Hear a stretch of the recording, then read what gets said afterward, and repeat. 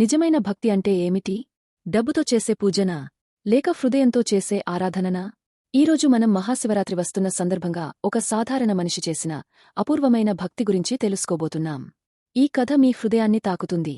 చివరి వరకు తప్పకుండా చూడండి. పూర్వకాలంలో ఒక చిన్న గ్రామంలో రామయ్య అనే రైతు ఉండేవాడు. అతనికి పెద్దగా చదువు లేదు, డబ్బు లేదు. కాని అతని హృదయంలో మాత్రం అపారమైన భక్తి ఉండేది. ప్రతిరోజూ ఓం నమః శివాయ అంటూ శివుడిని స్మరించేవాడు. ఒకరోజు మహాశివరాత్రి వచ్చింది.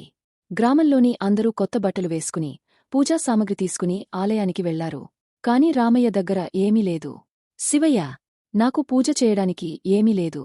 కాని నా మనసు నీతోనే ఉంది అని చెప్పుకుని అడవికి కట్టెల కోసం వెళ్లాడు. సాయంత్రం అయ్యేసరికి చీకటి పడింది. అడవిలోనే ఒక చెట్టు కింద ఆగిపోయాడు.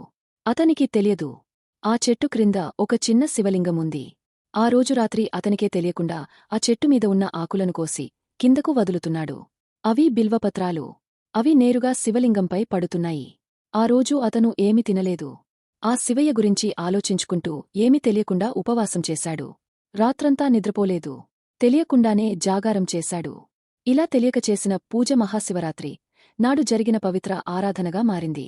ఉదయం వెలుతురు పడగానే ఒక్కసారిగా ప్రకాశం వెలిగింది. పార్వతీదేవి సమేతంగా శివుడు ప్రత్యక్షమయ్యాడు. రామయ్య అని శివుడు స్నేహంగా పలికాడు.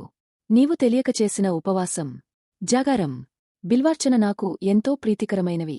రామయ్య ఆశ్చర్యంతో నమస్కరించాడు. ప్రభూ, నా దగ్గర ఏమీ లేదు.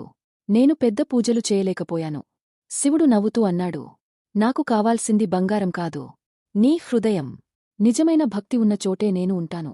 మన మనసులో నిజమైన భక్తి ఉంటే ఆ శివయ్యే మన చేత అన్నీ ఇష్టంగా మనకు తెలియకుండానే చేపించుకుంటాడు, మనల్ని అనుగ్రహిస్తారు.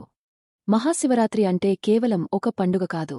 ఆ రోజు ఉపవాసం చేయడం, రాత్రంతా జాగారం చేయడం, బిల్వపత్రాలతో అభిషేకం చేయడం, ఇవన్నీ మనలోని అహంకారాన్ని తొలగించి భక్తిని పెంచేందుకు చేసే సాధన. నిజమైన భక్తి అంటే ప్రదర్శన కాదు, మనసారా చేసే ప్రార్థన.